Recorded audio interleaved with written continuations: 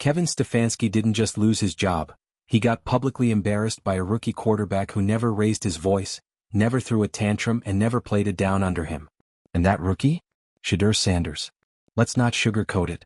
What went down in Cleveland wasn't just a quarterback controversy, it was a cold, calculated humiliation of a head coach who refused to see what was right in front of him. For weeks, Stefanski ignored what everyone else could see, that Shaduer Sanders was ready. Ready to lead. Ready to play. Ready to win. His preseason numbers were better. His practices were cleaner. The veterans trusted him. The fans were begging for him. But Stefanski? He clung to his process, like it was a security blanket. He benched Sanders behind washed-up veterans, claimed it was part of some long-term plan, and kept pretending the offense wasn't circling the drain. If you're into the real story and all the messy twists they don't show on highlight reels, go ahead and subscribe. And if you're sticking around to see how this Browns QB chaos plays out, you should definitely be subscribed. Then came the breaking point. A brutal 41-17 loss to the Ravens. National embarrassment. Fans booing. Players frustrated. And Shedeur? Still on the bench. That's when it happened. One Instagram live. No theatrics. No names. Just a calm, confident message. I've done my part. I've stayed ready. I can't control what they're afraid of. Boom. In 12 seconds, Shaduer Sanders did what no sports analyst, no front office executive, and not even the scoreboard could do. He exposed Kevin Stefanski. Exposed his fear. Exposed his ego. Exposed his complete inability to adapt. That post didn't just go viral, it ignited a fire. Players started liking it, reposting it. Fans flooded social media. Sponsors reached out. Analysts torched Stefanski on air. The locker room turned. The media circled. And just like that, Stefanski's authority was gone. Not with a scandal. Not with a fight. With a post. By the end of the week he was fired. And Shedeur? He stepped onto the field the next game, threw for 300-plus yards, scored multiple touchdowns and walked off without saying, "I told you so." Because he didn't need to. The humiliation was complete. A head coach dismantled by a rookie quarterback who led with poise, not pettiness. That's how you humble someone. That's how you embarrass them. And that's how you take over a franchise without ever starting a war. Shaduer Sanders didn't raise his voice. But he made sure everyone heard him. And Kevin Stefanski? He'll be remembered, not for his wins, not for his strategy, but as the coach who got out-coached by the quietest guy in the room. Shaduer Sanders didn't need to yell, complain, or stage some dramatic locker room standoff. He let Stefanski dig his own grave, then calmly handed him the shovel. Let's be clear, Shedeur earned that starting job. In practice he was precise. In preseason games he was dominant. In film sessions he was locked in. Teammates trusted him, the numbers backed him, and even ownership reportedly started asking, why isn't Shedeur playing? And Stefanski? He doubled down. Week after week. Kept Shedeur on the bench like he was some project, a developmental piece, not a franchise quarterback sitting in plain sight. That stubbornness was bad enough. But it became straight-up embarrassing when Shedeur's passive composure started making Stefanski look unhinged. While the coach fumbled his press conferences, throwing out robotic phrases like, "We're sticking to the plan," Shedeur kept showing up early, working late, supporting the team, never once speaking out. Until he did. And when he finally spoke, just one surgical Instagram live, it sent shockwaves through the entire organization. No anger. No accusations. Just calm, collected truth. I'm ready when they are. The game speaks for itself. That single sentence unraveled Kevin Stefanski's entire grip on the team. He lost the locker room. He lost the fans. He lost the narrative. And once he lost that, it was only a matter of time before he lost his job.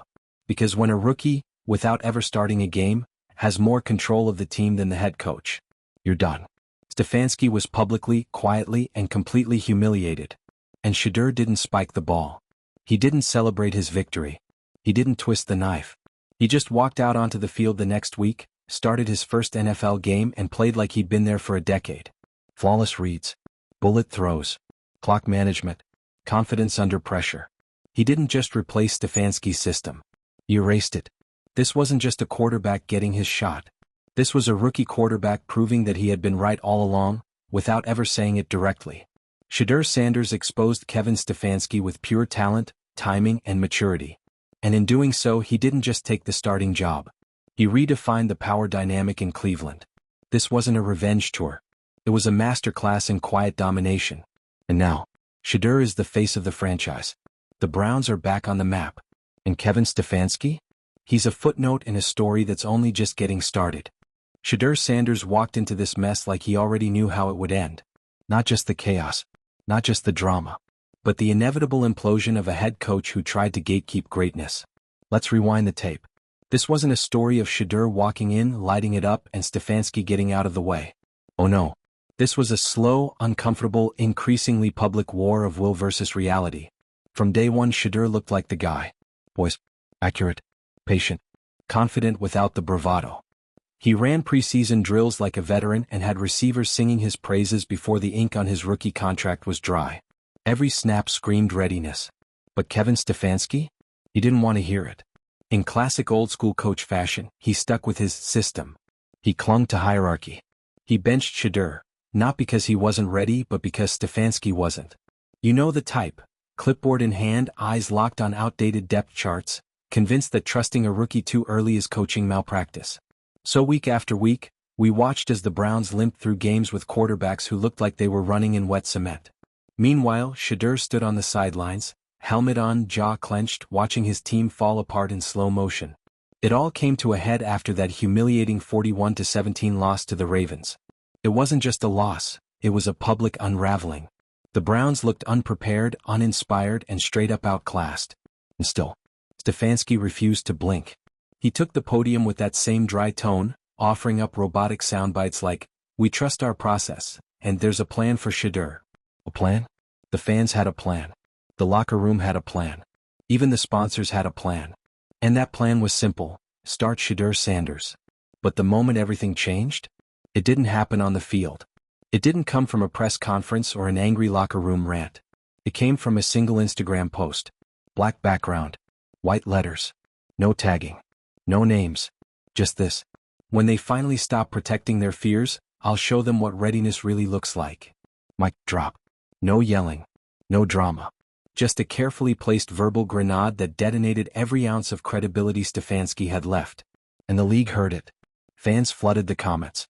Players reposted it. Analysts ran it on repeat. Former Browns legends started calling out the coaching staff. And suddenly, that quiet rookie on the sidelines? He wasn't quiet anymore. He was leading without even playing. Inside the locker room, it was a shift you could feel. Veterans started backing him openly. Receivers talked about the spark he brought to practice. Defensive players, were saying things like, "We trust him." And Stefanski? Still clutching his laminated play sheet, acting like everything was fine. By the end of that week, team captains requested a closed-door meeting with ownership. That's how bad it got. The players went over the coaching staff's heads. Not to demand better play calling. Not to vent. But to say, "You are wasting this guy's talent. And we're done watching you do it." From that point on, Stefanski was a dead man walking. The Browns tried to keep up appearances, called it an internal evaluation, floated vague quotes to the media, but the writing was on the wall. This wasn't about one bad game. This was about mismanagement at the highest level, and a young quarterback who refused to play politics while the house burned down. And so, just 2 weeks later, Kevin Stefanski was out. The man who refused to adjust, refused to listen, and refused to evolve was shown the door by a 21-year-old rookie who hadn't even started a regular season game yet. That's not just poetic. That's payback. But Shedeur? He didn't celebrate. He didn't post a victory lap. He didn't gloat or throw shade. He just got to work. And in his first start, he made everyone look stupid for waiting this long. 315 yards. 3 touchdowns. 0 turnovers. A QB rating that made analysts across the country grab their calculators and whisper, "Oh, he's real." He played with a calmness that felt unshakable. Every read was crisp. Every throw was precise. And maybe the wildest part? He made the entire team look better. Suddenly, the offensive line was protecting longer. Receivers were getting separation. Even the defense was playing harder. Because that's what leadership does. Shedeur didn't just win games, he restored faith. He reminded this broken franchise and the fans who've suffered with it what hope looks like. And now, Cleveland has more than a quarterback. They have a culture, a standard, an identity. And they have it because one player decided that professionalism, patience, and strategic truth-telling were more powerful than clout chasing or locker room tantrums. Let's not sugarcoat it, what Shedeur did was bold. Calculated. Revolutionary. He used silence as a scalpel, composure as a weapon, social media as a megaphone. And when the time came to prove he was ready, he let the tape speak for itself. So now the NFL is watching. Coaches who used to cling to hierarchy like a life raft? They're nervous. GMs who ignored fan sentiment and player feedback? They're paying attention. Because the Shaduer Sanders model is the new standard. A player who leads with integrity, communicates with precision, and wins without theatrics? That's what every franchise dreams of. But it comes with a price. You either evolve, or you get humbled. Just ask Kevin Stefanski. So Browns fans, what now? You finally have a quarterback who's more than a stat line. You have a locker room that believes. You have a front office that just got a very expensive wake-up call. And most importantly, you have momentum. So enjoy it. Rally around it. Protect it. Because the Shaduer Sanders era isn't just about football. It's about accountability. It's about transparency. And it's about what happens when talent is finally allowed to lead. So drop your thoughts in the comments. Was Stefanski doomed from the start? Did Shedeur handle this better than most veterans ever could? And who's next to get exposed by the rise of the new guard? Hit subscribe because this was just the first chapter. And in case you forgot, payback always arrives quietly until it takes your job. Shaduer Sanders and the fall of Kevin Stefanski was never just a quarterback controversy. It was a power struggle, a cultural clash, and most of all, a reckoning. Because once the dust settled and Stefanski was gone, you could feel the energy shift, not just in Cleveland but across the entire NFL. Coaches started fidgeting. Owners started asking more questions.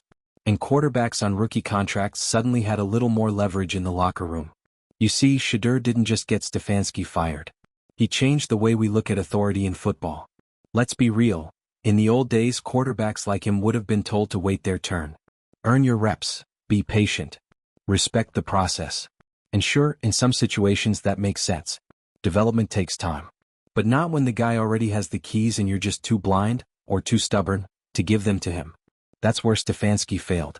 He wasn't just coaching the game in front of him. He was coaching the ghost of a system that stopped working years ago. And when reality punched him in the face, he folded. Meanwhile, Shedeur stayed calm. Let's go back to that Instagram live one more time. No dramatic lighting. No music. Just Shedeur in his locker, post-game, eyes focused, voice steady. I don't need anybody to hand me a role I've already earned. I've put in the work. I know what I bring. The rest? That's on them. That was it. That's all he said. And somehow that 20-second clip did more to dismantle the coaching structure in Cleveland than any pick-six or blown fourth down. Because it spoke volumes without raising a voice. And that's why this story keeps echoing. It wasn't just the viral moment, it was the surgical timing. Shedeur waited until the team had hit rock bottom. He let the system break itself and then, right as the spotlight turned to him, he showed everyone the blueprint for how it should have been done from the start.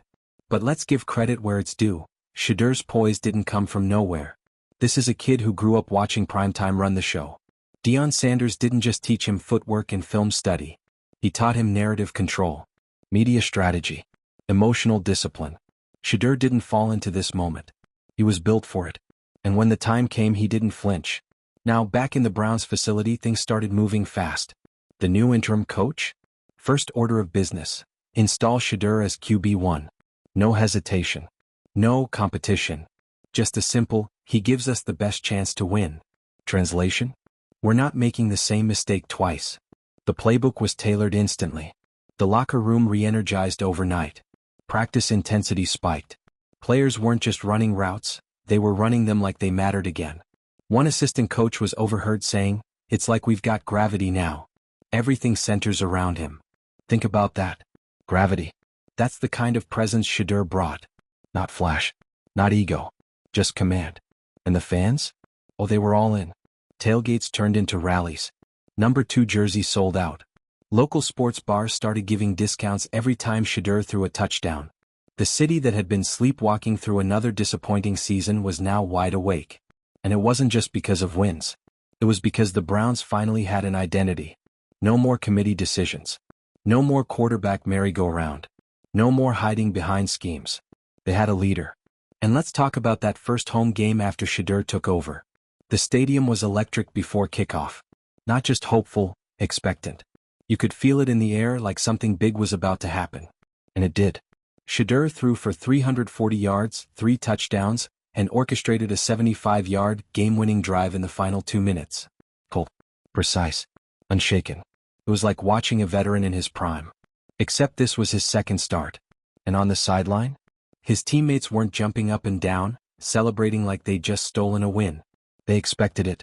That's the difference. When Shadeur's under center, you're not hoping for a miracle. You're waiting for confirmation. And just like that, the Browns weren't a joke anymore. They were a problem. Analysts tried to keep up. First, they called it a hot streak. Then it became a breakout. Then it was the Shaduer Sanders effect. But what it really was the truth catching up to power. And Stefanski, the man who refused to evolve, he became the cautionary tale. The template for what not to do when talent walks through your door. You don't bench it. You don't suppress it. You don't pretend it isn't ready. You embrace it, or it replaces you. And that's exactly what happened. Now here's where it gets wild. Other teams? They started taking notes. Quietly, GMs started re-evaluating their QB rooms. Coaches started checking their own egos. And young quarterbacks around the league? They started realizing that they had a voice too. Because Shedeur didn't just win games, he won the narrative. He proved that professionalism doesn't mean silence.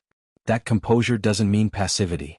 That you can lead from the sideline with discipline and clarity and still move mountains. The real win wasn't just Stefanski's firing.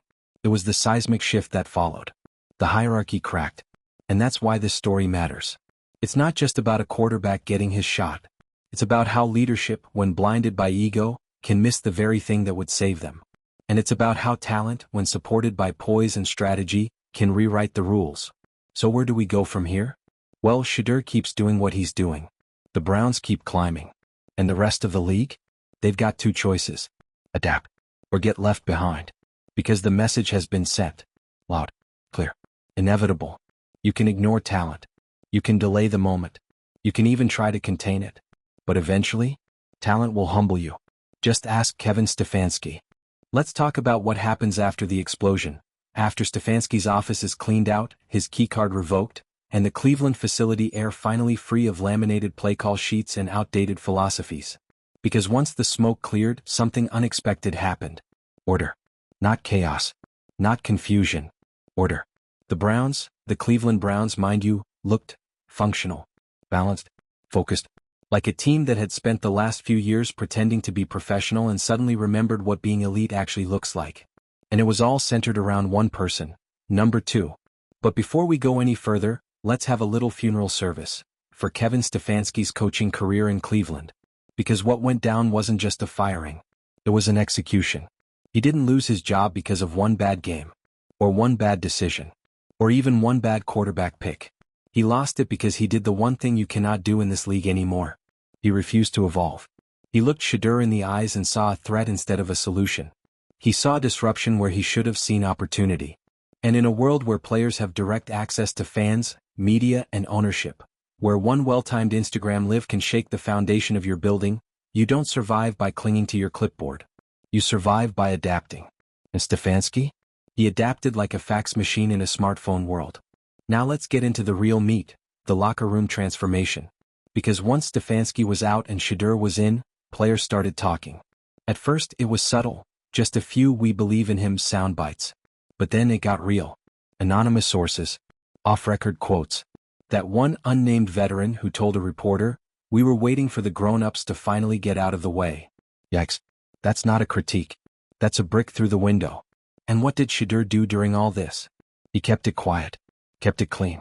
Showed up to every practice, stayed late, worked with second-string receivers to sharpen timing, and even started watching defensive films so he could anticipate pressure better. He wasn't just preparing for opponents, he was preparing to own the team's future. And let's talk about how dangerous that is.